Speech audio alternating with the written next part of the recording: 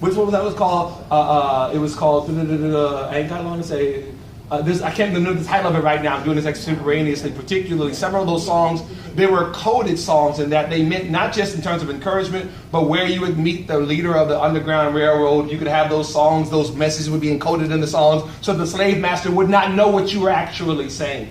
This goes way back. So Dr. King here, as you see this graphic here, if you go, without getting all the details, let me tell you, ladies and gentlemen, and you can get it for yourself. We won't do all of it today. This picture, for example, the one you just saw, and this one, does anyone take a guess where those pictures were taken? This one here, where you see Rabbi Abraham Joshua Heschel, Ralph Abernathy, Dr. King there, Rabbi Eisenreich is right there holding the Torah scroll. That's him right there in the middle. Anybody want to take a guess where that was actually taken? Harlem.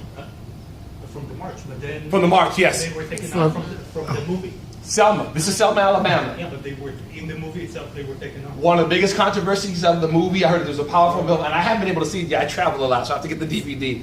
One of the things that was talked about is a powerful film, a wonderful film, but unfortunately, our Jewish brothers and sisters were kind of airbrushed out of the film. Because not only were they there, this relationship with particularly Joshua Heschel was years long. It wasn't just for this march. And this was planning and preparation. Dr. King, this picture was taken then, but what I'm sharing with you now here, without getting all the details, I'll let you know some of his most powerful statements in favor of Israel and the Jewish people actually came on this fateful day. March 25th, 1968, he was the honored guest at the 68th convention of the Rabbinical Assembly of Conservative Judaism. Two things about that date quickly, ladies and gentlemen, without getting into a big history lesson. Number one, it's almost a full year after the Six-Day War. That war that I told you about in which Israel reclaimed Judea and Samaria. And even though Israel was being denounced as a settler colonial occupier, Dr. King was having none of it. And number two, it's literally 10 days before he's assassinated. He's taken on April the 4th, 1968. One of his last public meetings was with a room full of rabbis. And they talked about a lot of different things. Israel was only one of them. Because Israel and the Jewish people were being attacked in the United Nations, on college campuses. Isn't that amazing? 50 years later. The more things change, and Dr. King was being buffeted. Denounce Israel. Come against those settler colonials. Those aren't real Jews. That same stuff that's talked about today was being said to Dr. King. Dr. King spoke out. The whole world must see that Israel must exist and has a right to exist and is one of the great outposts of democracy in the world. He was unmoved. And he didn't just speak to the Israeli part of it. He spoke to the need for the Arab population to receive international aid. The things that happen now, unfortunately, if you know about the politics of it, I'll just say this to you. The Palestinian Authority, which is the main leadership for the Palestinian people in what we call now, it's Judea and Samaria, but they call it the West Bank, receives over $2 billion a year.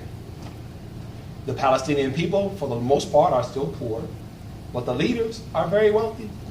Mahmoud Abbas, who rules the Palestinian Authority, is worth at least $500 million. We don't know for sure because nobody can account for his books because they don't want to get shot. In Gaza, the other Palestinian territory, the leader there, his name is Khalid Masha'al. As of about a year and a half ago, he was worth $2.6 billion. That's taxpayer money. You and I pay their salaries. Dr. King advocated for the people, the Arab people, to have what they needed. But how do you know he probably didn't mean for the leaders to have hundreds of millions and billions of dollars? No. And this is how Israel is attacked. So when the world sees the poverty of the Palestinian people, guess who they blame? Israel.